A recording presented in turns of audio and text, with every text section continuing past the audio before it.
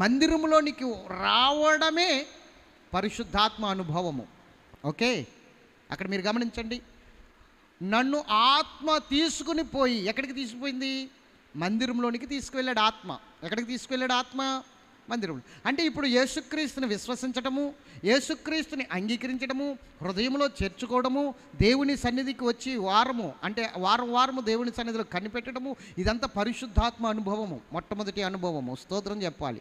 2, ఈ నదిలోనికి దిగే అనుభవం కావాలి.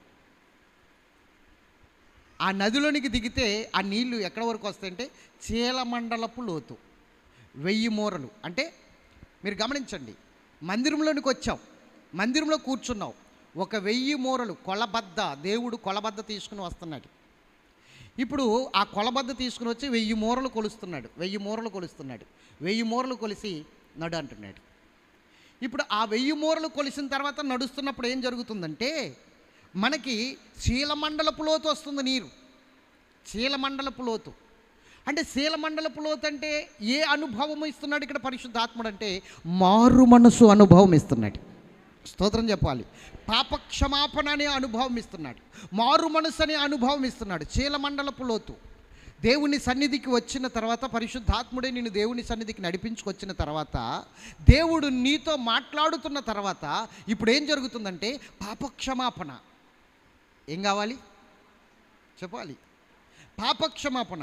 దేవుడు నీతో మాట్లాడుతున్నప్పుడు మారు మనసు అనుభవం రావాలి. అదే శీలమండలపు లోతు. మొట్టమొదటిగా ఆయన నిన్ను తీసుకొచ్చే అనుభవం ఉంది, దేవుని సన్నిధికి తీసుకొచ్చే అనుభవం ఉంది. ఆ తర్వాత 1000 మూరలు కొలిపించి 1000 మూరల లోతులోనికి నిన్ను నడిపిస్తున్నాడు. అది ఏంటి అంటే శీలమండలపు లోతు. అది మారు మనసు అనుభవం, పాపక్షమాపణతో కూడిన అనుభవం. అది మనకి ఉండాలి. అది దేవుడే, పరిశుద్ధాత్మ దేవుడే మనకు అనుగ్రహిస్తూ ఉన్నాడు. పరిశుద్ధాత్మ దేవుడు అనుగ్రహిస్తూ ఉన్నాడు. యేసుక్రీస్తు నామములో నువ్వు ప్రార్థన చేసినప్పుడు మొట్టమొదటిగా నీ అతిక్రమాలు ఒప్పుకోవాలి, నీ పాపాలు ఒప్పుకోవాలి. అది ప్రారంభ అనుభవం. స్తోత్రం చెప్పాలి గట్టిగా. హల్లెలూయా చెప్పండి ఇంకొకసారి. లేదండి పరిశుద్ధాత్మ అనుభవం అంటే లోతుగా ఉంటుంది కదండి అంటే, నదిలో నువ్వు అడుగు పెట్టింది మొదలుకొని పరిశుద్ధాత్మ అనుభవం కనబడుతుంది అక్కడ. అర్థమవుతుందా? కానీ క్లాసులు ఉంటాయి అన్నమాట. పరిశుద్ధాత్మ అనుభవంలో ఏముంటాయి? క్లాసులు ఉంటాయి. 1వ క్లాసు, 2వ క్లాసు, 3వ క్లాసు, 4వ క్లాసు. అర్థమవుతుందా? అలాగా 1000 మూరలు మొదటి క్లాసు. 1000 మూరలు ఏమిటి? మొదటి క్లాసు. ఆ మొదటి క్లాసులో ఏమిటి అంటే మారు మనసు, పాపక్షమాపణ. మారు మనసు, అమ్మ అర్థమవుతుందా? జాగ్రత్తగా వినాలి. మారు మనసు లేకపోతే చాలా ప్రమాదం బిడ్డ. ఏదో వచ్చేళ్ళిపోతే పాపక్షమాపణ అనేది లేకపోతే మనం ఎలా ఉంటామంటే బురదలో తొల్లే పందిలాగా, తన వాంతికే తిరిగి వెళ్ళిన కుక్కలాగా మనం ఉంటామని పేతురు తన పత్రికలో రాస్తున్నాడు. బురదలో తొల్లే పంది తీసుకొచ్చి కడిగి దాన్ని మరలా మనము మంచి వస్త్రాలు తొడిగుంచితే అది ఎక్కడికి వెళ్తుంది? మళ్ళీ అక్కడికి వెళ్తుంది.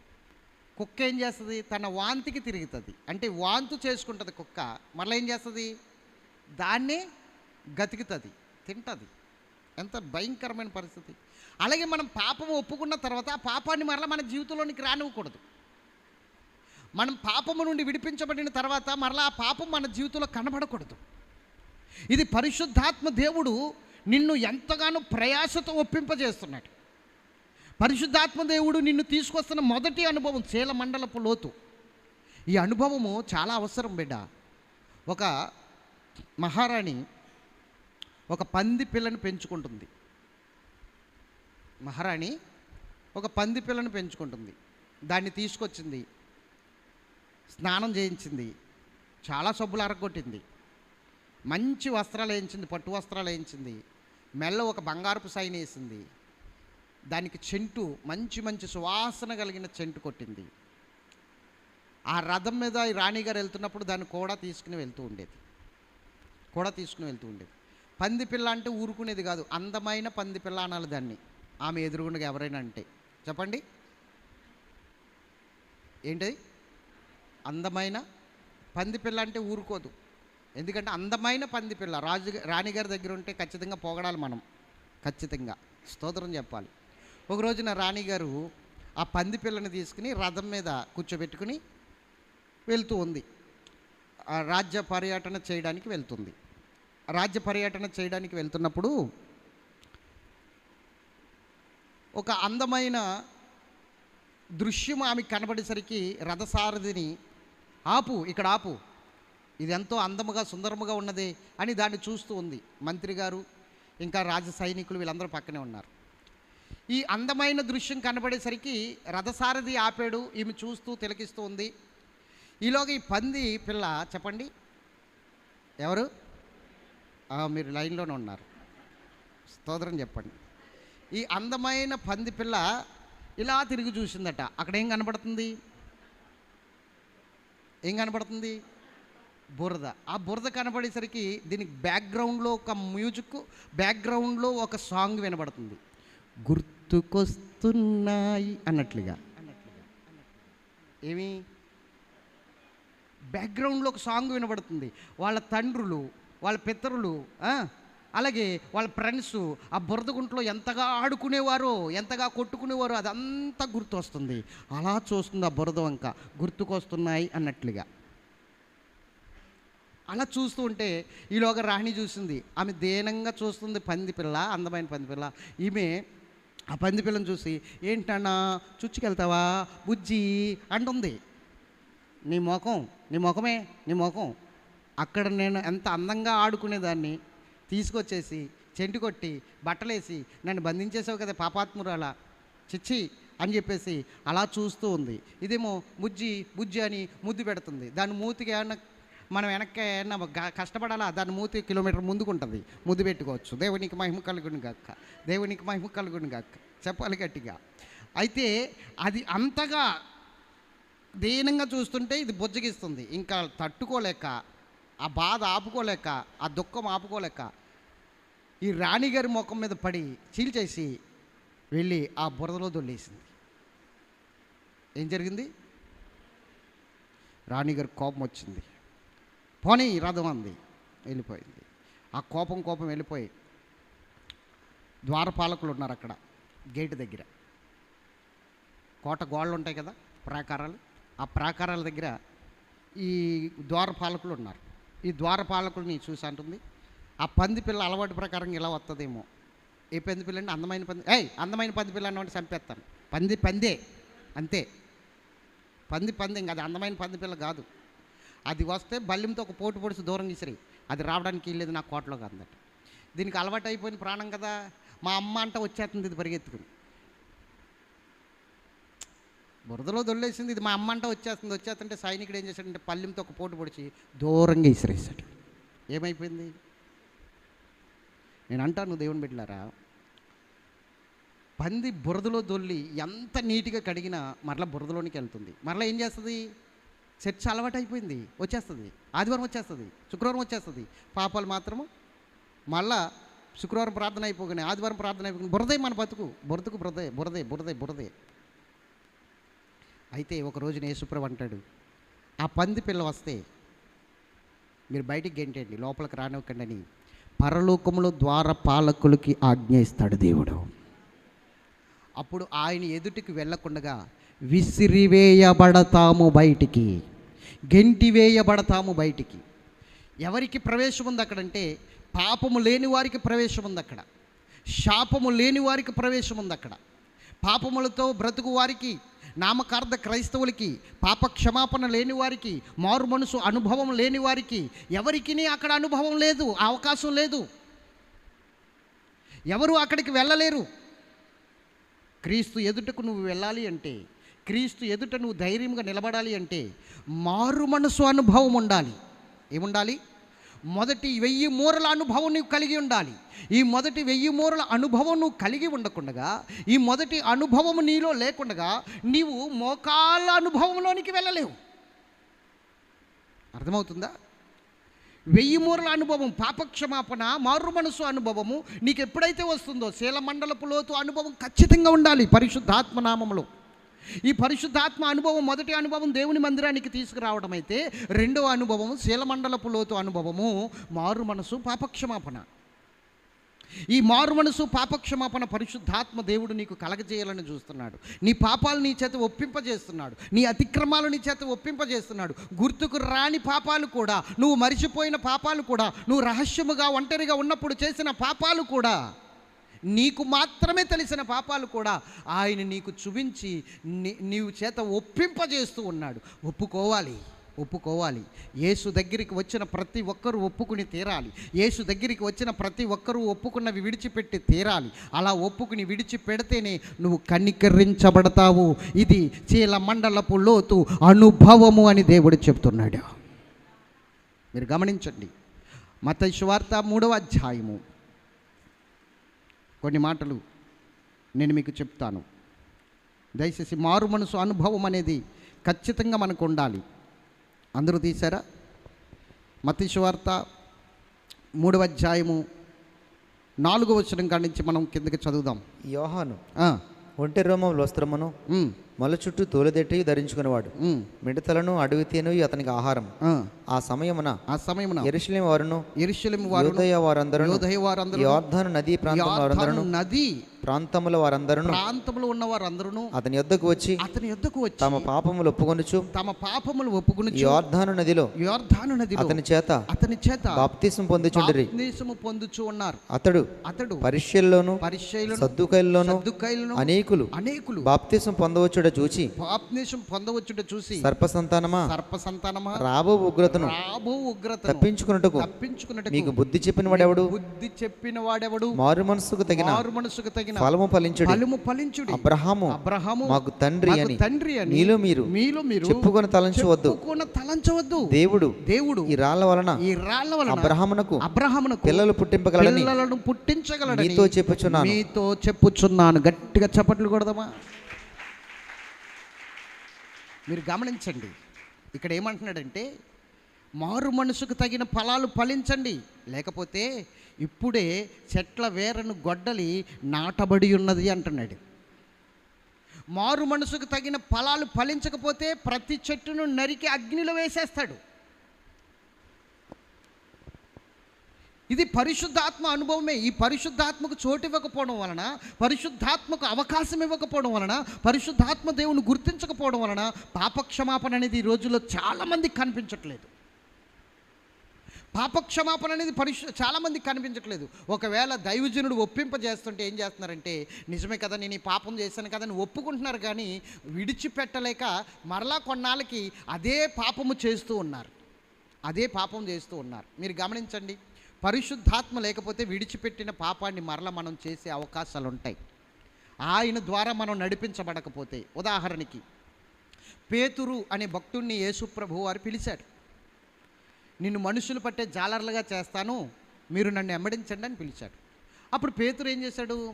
పడవ వదిలేశాడు, వల వదిలేశాడు, తన జీవనోపాధి అయిన చేపల వేట వదిలివేసి యేసు ప్రభువుని వెంబడించాడు. ఎన్ని సంవత్సరాలు? 3.5 సంవత్సరాలు. 3.5 సంవత్సరాలు ఆయన్ని వెంబడించిన తర్వాత యేసు ప్రభువుని సిలువుకు అప్పగిస్తే అప్పుడు పేతురు నన్ను కూడా చంపేస్తారేమో అన్న భయంతో 3 సార్లు బొంకి అబద్ధం ఆడాడు. 3వసారి బొంకిన వెంటనే ఆయన ఎవరో నాకు తెలియదని బొంకిన వెంటనే కొక్కురక్కో అని కోడి కూసింది. ఆ కోడి కూసిన తర్వాత ఇతనిలో కొంచెం పశ్చాత్తాపం కలిగింది, కానీ ఆ తర్వాత ఇతను ఏం చేశాడంటే మరలా గుండెను రాయి చేసుకుని, మనం అంటాం కదా ఏదైనా దుఃఖం వచ్చినప్పుడు, తప్పమ్మ మరి ఏం చేస్తాం, గుండెని రాయి చేసుకో, తప్పదు కదా, మనము చనిపోయిన వారితో మనం కూడా చనిపోతామా, ఏదో అంటాం కదా. అలాగే యేసు ప్రభు చనిపోతే వీడు గుండె రాయి చేసుకున్నాడు. పేతురు గుండె రాయి చేసుకుని ఏం చేశాడో తెలుసా? ఇంక మనకి జీవనోపాధి ఎలాగా, ఆయన లేడు, మనం ఇంకేమీ చేయలేం అని విడిచిపెట్టిన వల, విడిచిపెట్టిన పడవ, విడిచిపెట్టిన వేట మరలా వెళ్ళడం జరిగింది. యేసు నామంలో ఏదైతే విడిచిపెట్టాడో అది మరలా పట్టుకున్నాడు. అయితే నేను చెప్తాను, ఎప్పుడైతే నువ్వు దేవుని సన్నిధిలో పాపక్షమాపణ యేసుక్రీస్తు నామంలో పరిశుద్ధాత్మ ద్వారా నువ్వు పొందుతావో అప్పుడు నీవు మరలా పరిశుద్ధాత్మ దేవుని ద్వారా నడిపించబడుతున్న రీతి ఎలా ఉంటుందంటే, ఇంకెనక్కి తిరిగి చూసుకునే టైప్ ఉండదు, అస్సలు ఉండదు. ఇంకా వెన్ను చూపించడం కానీ మడం తిప్పడం కానీ ఆయన నామములో కుదరదు. నాగటి మీద చెయ్యి పెట్టిన తర్వాత ఇంక వెనక్కి తిరిగి చూడకూడదు. ఎంత మాత్రము కూడా నీ పాపములు నువ్వు విడిచిపెట్టిన తర్వాత వాటిని అసహించుకోవాలి, విసర్జించాలి. ఆ తర్వాత నీకు మారు మనసు అనే అనుభవం వస్తుంది. మారు మనసు అంటే అర్థం ఏమిటంటే, జాగ్రత్తగా వినండి, లోకంలో ఉన్నదంతా ఒట్టిదని, లోకములో ఉన్నదంతా అబద్ధమని, యేసు నామములో ఉన్నదంతా నిజమని నువ్వు నమ్మటమే మారు మనసు. స్తోత్రం చెప్పాలి. ఆ మారు మనసు వచ్చినప్పుడు ఏం జరుగుతుందంటే, క్రొత్త మనస్సు నీకు వస్తుంది. క్రొత్త మనస్సు నీకు వచ్చిన తర్వాత ఏం జరుగుతుందంటే, పరిశుద్ధాత్మ దేవుడు స్థిరమైన మనసు నీకు ఇస్తాడు. ఏమిస్తాడు? స్థిరమైన మనసు నీకు ఇస్తాడు. ఒకటి మారు మనసు, రెండు క్రొత్త మనసు, మూడు స్థిరమైన మనసు. అంటే ఈ మూడు చాలా ఇంపార్టెంట్. మారు మనసు వచ్చిన తర్వాత కొత్త మనసు రాకపోతే చాలా ప్రమాదం. ఆ మారు మనసు స్టాండర్డ్గా ఉండదు. ఓకే, ఆ క్రొత్త మనసు వచ్చిన తర్వాత అది స్థిరముగా ఉండలేదనుకోండి, గడికి ఒక రకంగా మారిపోయే మనసు వచ్చేస్తుంది. మరలా క్రొత్త మనసు నీకు వచ్చిన తర్వాత నీకు స్థిరమైన మనసు రావాలి. అది రాకపోతే గడికి ఒక రకంగా మారిపోతుందన్నమాట. ఆ కాసేపే దేవుని సన్నిధికి వెళ్దాం అనిపిస్తుంది, కాసేపు వచ్చే వారం వెళ్దాంలే అనిపిస్తుంది, కాసేపు దేవుడు ఖచ్చితంగా దేవుడు నన్ను స్వస్థపరుస్తాడు అనిపిస్తుంది, కాసేపు గాల్లో దీపం పెట్టి దేవుడా నీదే భారమంటే ఎట్లా కుదురుతుంది, మనం కూడా ప్రయత్నాలు చేయాలి కదా అనిపిస్తుంది. ఇది స్థిరం లేనిది, అంటే గడికి ఒక రకంగా మారిపోయే మనసు. ఆ మనసు దేవునికి అవసరం లేదు నీ దగ్గర. మారు మనసు అంటే స్థిరమైన మనసు ఉండాలి, ఒకటే రీతిలో ఉండాలి, ఒకటే మాట, మనకు ఒకటే మాట, ఒకటే బాప్తిస్మం, ఒకటే దేవుడు, ఒకటే బైబిల్, ఒకటే విశ్వాసం. ఇంకా మాట తిప్పకూడదు. దేవుని సన్నిధిలో మనం వెనక్కి తిరగకూడదు. మారు మనసు తగిన రీతిలో బ్రతకాలి. పాపక్షమాపణ పొందిన తర్వాత ఇంకా మరలా ఆ పాపం మన జీవితంలో కనబడకూడదు, అపరాధం మన జీవితంలో కనబడకూడదు. అప్పుడే నీవు దేవుని సన్నిధిలో బల నమ్మకమైన దాసుడాన్ని పిలువబడతావు. దేవుని సన్నిధిలో ఒక అద్భుతమైన రీతిలో ఆయన బహుమానం నీకు తెచ్చిస్తాడు. మారు మనసు అనుభవం. శీలమండలపు లోతేంటి ఇప్పుడు చెప్పాలి? మారు మనసు అనుభవం. ఈ మారు మనసు అనుభవం నీకు లేకపోతే చాలా ప్రమాదం బిడ్డ. ఇంకా పరిశుద్ధాత్మ అనుభవంలో నువ్వు చేరలేదని అర్థమవుతుందా? గమనించండి, ఈరోజు పరిశుద్ధాత్మ అనుభవం లేని వారు ఏం చేస్తారంటే ఫలిస్తారు. వారు ఎలా ఫలిస్తారు? కీర్తన గ్రంథం 1వ అధ్యాయం ప్రకారంగా ఫలిస్తారు. కీర్తన గ్రంథం 1వ అధ్యాయం ఏంటి? కింద ఉంటుంది, వాడు నీటి కాలువల వారన నాటబడిన వాడై ఆకు వాడక తన కాలమందు ఫలమిచ్చు చెట్టు వలన ఇలా ఫలిస్తాడు. అంటే దేవుని సన్నిధి మానడు, ప్రార్థన చేయడం మానడు, కానుకలు ఇవ్వడం మానడు, దక్షిణ భాగాలు ఇవ్వడం మానడు, అలాగని పరిచర్య చేయడం మానడు. వస్తాడు, కానీ వాడికి రూల్స్ ఉంటాయి, కొన్ని రూల్స్. ఏంటి ఆ రూల్స్? వారానికి 2 సార్లు 3 సార్లు వెళ్తే సరిపోతుంది. ఓకే, తర్వాత మన కష్టార్జితంలో దక్షిణ భాగం ఇస్తే సరిపోతుంది, మనం దేవుని సన్నిధికి వెళ్ళి పరిచర్య చేస్తే సరిపోతుంది. ఇంకా అంతకుమించి అనుభవంలోకి వెళ్ళడానికి ఒప్పుకోరు వీళ్ళు. వీళ్ళు ఏం చేస్తారు? ఒడ్డు మీద ఉన్న వాళ్ళు వీళ్ళు, కానీ నదిలోకి దిగిన అనుభవం లేనివారు. గుర్తుంచుకోండి, ఒడ్డు మీద ఫలిస్తున్న వారే కానీ నదిలోకి దిగిన అనుభవం లేదు. నీటి కాలువల వారన నాటబడి ఒడ్డున ఉండి ఫలిస్తున్నారు అంతే. అంటే పరిశుద్ధాత్మలోకి దిగి నడిచే అనుభవం సంపాదించుకోలేకపోతున్నారు. మీకు అర్థమవుతుందా సబ్జెక్టు? అంటే ఎప్పుడు చూడు ఆ ఒడ్డు మీద కూర్చోవడమే, ఆ ఒడ్డు మీద ఉండడమే, దిగితేనే కానీ లోతు తెలియదు కదా, దిగాలి కదా. నువ్వు లోతైన అనుభవంలోకి నడిపించబడాలంటే దిగాలి కదా. ఒడ్డునే ఉండి ఫలిస్తానంటే ఎలా ఉంటుంది ఆ ఫలింపు? అంటే తన కాలమందు మాత్రమే ఫలిస్తాడు, అన్ని కాలాలు ఫలించడు. తనకు ఒక సీజన్ ఉంటుంది, ఆ సీజన్లోనే ఫలిస్తాడు. మీకు అర్థమవుతుందా? ఆ సీజన్లోనే ఫలిస్తాడు, తన కాలమందు తన ఫలం ఇస్తాడు అంతే. ఒక సీజన్, ఆ సీజన్లోనే. మామిడికాయల సీజన్లో మామిడికాయలు వస్తాయి, అవునా? అలాగే సపోటా పళ్ళు సీజన్లో సపోటా పళ్ళు వస్తాయి, సీతాఫలాల సీజన్లో సీతాఫలాలు వస్తాయి. అలాగే ఏ సీజన్కి ఆ సీజన్ ఫలాలు వచ్చినట్లుగా వాడు ఒక సీజన్కి సంబంధించిన ఫలమే అక్కడ రాసి ఉంటుంది. ఆకు వాడక తన కాలమందు ఫలమిచ్చు అంటే ఒక సీజన్ ఉంది వాడికి, అన్ని కాలాలు కాదు. కానీ నదిలో దిగినవాడు అన్ని కాలాలు ఫలిస్తున్నాడు. నదిలోనికి దిగి వచ్చినవాడు అన్ని కాలాలు, ఇంకా ఆ కాలము ఈ కాలము సీజను అనకుండా ఫలిస్తూ ఉన్నాడు. ఒడ్డున ఉండి ఏదో ఒక సీజన్లోనే ఫలిస్తావా? నదిలో దిగి నడుస్తూ లోతైన అనుభవంలోనికి నడుస్తూ అన్ని కాలాలు ఫలిస్తావా? చెప్పాలి. మీరు ఈ యెహెజ్కేలు గ్రంథము 47 అధ్యాయంలో 12 కానీ నదీ తీరమున ఇరుప్రక్కల ఆహారం ఇచ్చు సకల జాతి వృక్షములు సకల పెరుగును, జాతుల వృక్షములు పెరుగును, వాటి ఆకులు వాడిపోవు, వాటి కాయలు ఎప్పటికి రాలవు. ఈ నది నీరు పరిశుద్ధ స్థలంలో నుండి పారుచున్నది గనుక ఆ చెట్లు నెల నెలకు కాయలు కాయ. ఇప్పుడు చెప్పండి, సీజన్లో కాస్తున్నాయా? సంవత్సరానికి ఒకసారి నెల నెల కాస్తున్నాయా? 12 నెలలు కాపు. ఇప్పుడు నదిలో దిగిన అనుభవం నీకు వస్తే సంవత్సరమంతా ఫలింపు ఉంది నీకు. నది ఒడ్డిన నాటబడిన వాడిగా ఉండకూడదండి. ఆ ఫలింపే చాలనుకుంటున్నావు, ఆశీర్వాదమే చాలనుకుంటున్నావు, ఆ అనుభవమే చాలనుకుంటున్నావు. అది సీజన్ ఫలాలు. ఏ సీజన్కి తగ్గ ఆ సీజన్ ఫలాలు. అట్లా కాదు. నెల నెల ఫలించే రీతిలో ఉండాలంటే మొట్టమొదటిగా చీలమండలపు లోతు అనుభవం ఉండాలి, అంటే మారు మనసు. తర్వాత మోకాళ్ళ అనుభవం ఉండాలి, తర్వాత మొలలోతు అనుభవం ఉండాలి, తర్వాత అందలేనంత లోతైన అనుభవం ఉండాలి. ఈ 4 మీకు చెప్పుకొస్తాను, కానీ ఈరోజు సెట్ అవ్వదు. ఈరోజు మారు మనసు అనుభవమే, చీలమండలపు లోతు అనుభవమే. రేపు మోకాళ్ళ అనుభవం చెప్పుకొస్తాను, మోకాళ్ళ లోతు అనుభవం రేపు చెప్పుకొస్తాను. స్తోత్రం చెప్పాలి గట్టిగా. ఎంతమందికి అర్థమవుతుంది? అర్థమవుతుందా? చెప్పండి. ఈరోజు మారు మనసుకు తగిన ఫలాలు ఫలించకపోతే ఏమవుతుందో తెలుసా? ఇప్పుడే చెట్ల వారను గొడ్డలి నాటబడి ఉంది. ఇప్పుడు అక్కడికి ఎవరు వచ్చారు బాప్తిసం తీసుకోవడానికి అన్నది చూస్తే సద్దుకైలు, పరిసయ్యులు, శాస్త్రులు వీళ్ళు వచ్చారు. వీళ్ళు ఎవరో తెలుసా? మేము దేవుని సంతానమని చెప్పుకునేవారు, మేము అబ్రహాము సంతానమని చెప్పుకునేవారు, మేము దేవునితో నడుచువారము అని చెప్పుకునేవారు. స్తోత్రం చెప్పాలి గట్టిగా. హల్లెలూయా చెప్పండి ఇంకొకసారి. మేము దేవుని సంతానం, అబ్రహాం సంతానం అని చెప్పుకుని గర్విస్తున్నారు వీళ్ళు. మాకేమీ అక్కర్లేదు, మారు మనసు అక్కర్లేదు. మా తాత క్రైస్తవుడు, మా ముత్తాత క్రైస్తవుడు, మా నాన్న క్రైస్తవుడు, తర్వాత నేను క్రైస్తవుని. మాకు బాప్తిసం ఏంటి? మా తాత దేవుడిని నమ్ముకున్నాడు కాబట్టి ఆడు పరిశుద్ధుడు, కాబట్టి ఆ పరిశుద్ధుడు కడుపు నేను పుట్టాను కాబట్టి నేను పరిశుద్ధుడినే పుట్టుకతోని. అంతే కదా.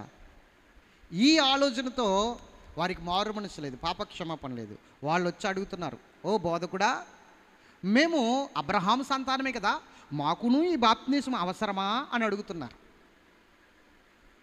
మేము అబ్రహాం సంతానమే కదా పుట్టుకతో, మాకు ఈ బాప్తిసం అవసరమా? నువ్వు ఇస్తున్నావు కదా, ఈ పామరులకు ఇచ్చుకో, పర్వాలేదు. ఈ పామరులకు ఇచ్చుకో, ఈ పాపులకు ఇచ్చుకో. మేము నీతిమంతులం కదా, మేము అబ్రహాం సంతానం కదా, మాకు అవసరం అంటావా? మాకు బోధించవలసిన అవసరం లేదు నువ్వు అంటుంటే అప్పుడు ఇతనిలో అగ్ని మండింది. అసలే ప్రకాశించే దీపము యాహాను. అగ్ని మండింది. మండగానే ఏమన్నాడంటే సర్ప సంతానమా అంటే ఏంటో తెలుసా? పాము పిల్లలారా అన్నాడు.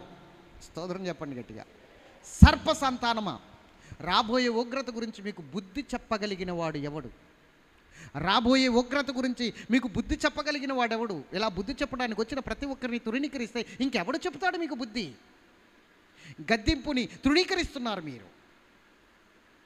దేవుడు పంపిస్తే నన్నే తృణీకరిస్తున్నారు, నా మాటలను తృణీకరిస్తున్నారు, ఇంకెవడు చెప్తాడు మీకు బుద్ధి? రాబోయే ఉగ్రత గురించి మీకు బుద్ధి చెప్పగలిగిన వాడు ఎవడుంటాడు ఇంకా? ఇలా మాట్లాడుతూ అన్నాడు,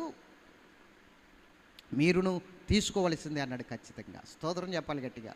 మీరు సర్ప సంతానం, అబ్రహాము మా తండ్రిని గర్విస్తున్నారు. అలా గర్వించకండి, అతిశయపడకండి. దేవుడు తలుచుకుంటే రాళ్ల వలన కూడా అబ్రహామునకు సంతతి పుట్టించగలడు, బిడ్డలను పుట్టించగలడు అన్నాడు. ఎస్, మనం ఇప్పుడు సజీవమైన రాళ్లము. అన్యజనులందరూ ఇప్పుడు అబ్రహాం సంతానం అయిపోయారు. స్తోత్రం చెప్పండి. కాబట్టి దేవుని బిడ్డలారా, మారు మనసు అనేది ఈరోజు చాలామందికి లేదు, పాపక్షమాపణ లేదు. ఏదో వచ్చి వెళ్ళిపోతున్నాం, దేవుని సన్నిధిలో కనబడుతున్నాం, దేవుని సన్నిధిలో ఏదో ఆ విధంగా ఉన్నాం. కానీ దేవుడు ఏమంటున్నాడో తెలుసా? కీర్తన గ్రంథం తీయండి, ఒక మాట మీకు నేను చూపిస్తాను.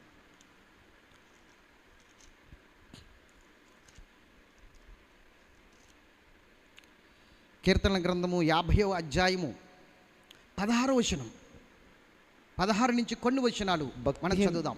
భక్తిహీనులతో అందరూ తీశారా? ఓకే. భక్తిహీనులతో దేవుడు ఇట్లు సెలవిచ్చుచున్నాడు. భక్తిహీనులతో దేవుడు ఇలాగూ సెలవిచ్చుచున్నాడు. నా కట్టడలు వివరించుటకు, నా కట్టడాలను వివరించుటకు నీకేమి పని? నీకేంటి పని? నా నిబంధన నీ నోట వచించదవేమి? నీ నోట వసించదవేమి? దిద్దుబాటు దిద్దుబాటు నీకు అసహ్యం కదా. చూసారా? దేవుడు వాక్యము దైవజనులు చెప్తున్నప్పుడు కూడా దిద్దుబాటు అనేది లేదు వారి జీవితాల్లో, సరి చేసుకోవడం లేదు, మారు మనసు పొందడం అనేది లేదు. రావడం వెళ్ళడం, రావడం వెళ్ళడం, రావడం వెళ్ళడం. అది దేవునికి నచ్చట్లా. ఒక రోజున దేవుడు నేను ప్రశ్న వేస్తాడు. అందుకని పరిశుద్ధాత్మ అనుభవంలో మొట్టమొదటిగా నువ్వు దేవుని మందిరానికి రావడం అయితే, 2 చీలమండలపు లోతు, అంటే నదిలో ఎక్కడికి వెళ్ళాలి నీ లోతు? చీలమండలపు లోతు అంటే మారు మనసు అనుభవంలోకి రావాలి, పాప క్షమాపణ అనే అనుభవంలోనికి రావాలి. చదవండి. దిద్దుబాటు నీకు అసహ్యము కదా, నీకు అసహ్యము కదా, నువ్వు నా మాటలను నీ వెనుకకు త్రోసివేసేది, వెనకకు త్రోసివేసావు. నువ్వు దొంగను చూచినప్పుడు వానితో ఏకీభవించదు, వ్యభిచారులతో నువ్వు సాంగత్యం చేసేదవు, నువ్వు సాంగత్యం చేస్తావు, కీడు చేయవలనని నీవు నోరు తెరుచుచున్నావు, నీ నాలుక కపటము కల్పించుచున్నది, నీవు కూర్చుండి నీ సహోదరుని మీద, చూడండి, నీ సహోదరుని మీద కొండములు చెప్పుచున్నావు. అంటే నీ సహోదరుడు అంటే ఎవరు? నీ తల్లి గర్భాన్ని పుట్టిన వారే కాదు, నీ సంఘానికి వస్తున్న వారందరూ నీకు సహోదరులే. నువ్వు ఏ సంఘానికి వెళ్తున్నావో ఆ సంఘంలో ఉన్న వారందరూ నీకు సహోదరులే. వారు కూడా ఆత్మీయ తల్లి సంఘములో పుట్టినవారే. నీ తల్లి సహోదరులే, నీ తల్లి కుమారులే అని రాయబడి ఉంది అక్కడ. చదవండి. నీ తల్లి కుమారుని మీద అపనిందలు మోపుచున్నావు. ఇట్టి పనులు నీవు చేసినను నేను మౌనినై ఉంటిని. అందుకు నేను కేవలం నీ వంటి వాడిని నీవు అనుకుంటివి. అయితే నీ కన్నులు ఎదుట ఈ సంగతులను నేను వరుసగా ఉంచి నిన్ను గద్దించెదను. దేవుని మరచువారులారా, దీన్ని యోచించుకుని లేని ఎడల నేను మిమ్మును చీల్చివేయుదును. ఎంత భయంకరమైన మాట చూడండి, చీల్చివేయుదును. తప్పించువాడు ఎవడు లేకపోవును. అప్పుడు ఎవడు తప్పించేవాడు ఉండడు. అందుకని పంది పిల్లను ఏ విధంగా అయితే పొడిచి బయటికి గెంటేశారో ఆ విధంగా మనకి జరగకుండా ఉండాలంటే మరలా బురదనే పాపం మనకు అంటకుండా చూసుకోవాలి. యేసయ్య మనల్ని బురదలో తొలుతున్న వారిని తీసుకుని వచ్చి చక్కగా కడిగి పరిశుద్ధపరిచి ప్రశస్తమైన వస్త్రాలు ఇచ్చి సువాసనగా మారిస్తే మనం ఏం చేస్తున్నాం? ఈ రోజున మరలా బురద వైపు చూస్తున్నామా? బురదలో త్రొల్లడానికి ఆలోచిస్తున్నామా? ఎంత దౌర్భాగ్యపు స్థితి. యేసయ్య నామములో ఒప్పుకో, మారు మనసు పొందు, మారు మనసు అనుభవంలోనికి రా. ఇది పరిశుద్ధాత్మ 2వ అనుభవం. 1వ అనుభవం దేవుని మందిరానికి రావడం అయితే, 2వ అనుభవం చీలమండలపు లోతు, మారు మనసు, పాపక్షమాపణ. ఎంతమందికి అర్థమవుతుంది? మారు మనసు, పాపక్షమాపణ అర్థమవుతుందా? కానీ ఒడ్డుని దిగితే, ఒడ్డునే నిలబడితే నీకేం తెలియదు, పరిశుద్ధాత్మ అనుభవాలు తెలియవు. ఎవరైనా పరిశుద్ధాత్మ అనుభవాల గురించి సాక్ష్యం చెప్తే నిజమేనంటారా? ఇది నిజంగా జరిగిందంటారా? ఏమో, నాకు తెలియదు. నీకు అనుభవం ఉంటే తెలుస్తుంది. నేను పరలోక దర్శనం చూశానంటే వీడు నమ్మడు, నేను ప్రత్యక్షతను చూశానంటే నమ్మడు, నేను పరలోకంలో ఉన్న ఆ ప్రత్యక్షతలను అనుభవించానంటే నమ్మడు. ఎందుకంటే ఒడ్డునున్నాడు, దిగలేదు కదా. ఆ నదిలోకి దిగితే వీడికి కూడా అనుభవం వస్తుంది. నదిలోనికి దిగినప్పుడు ఏమవుతుందంటే అక్షరానుసారంగానే నడుస్తాడు, కానీ ఆత్మానుసారంగా నడవలేడు. అక్షరానుసారంగా నడిచినా ఫలిస్తారు. చూడండి, అద్భుతాలు లేవు, భాషలు లేవు, వీళ్ళందరూ అక్షరానుసారంగా నడిచేవారు. వారు ఎక్కడున్నారు? ఒడ్డునున్నారు. వారు ఫలిస్తారు, వారు గొప్పగానే బోధిస్తారు, కానీ వారి సీజన్ బట్టి వారి ఫలాలు ఉంటాయి. కానీ నీవు నదిలోనికి దిగిన అనుభవం కలిగిన వాడైతే నెలకొక కాపు ఉంటుంది. ఎంతమందికి అర్థమైంది? అర్థమైన వారు గట్టిగా స్తోత్రం చెప్పండి. ఒడ్డునుంటావా? నదిలోనికి దిగే అనుభవం సంపాదించుకుంటావా? నేను ఒడ్డునుండనండి, నదిలోకి దిగిన అనుభవం సంపాదించుకుంటానన్న వారి చేతులు పైకి ఎత్తండి. అబ్బాయి కనబడట్లేదు వెనకాల ఉన్న వారి చేతులు. ఓకే, ఖచ్చితంగా దేవుడు మీకు ఆ అనుభవం ఇచ్చును గాక, అనుభవంలోనికి మిమ్మల్ని నడిపించును గాక.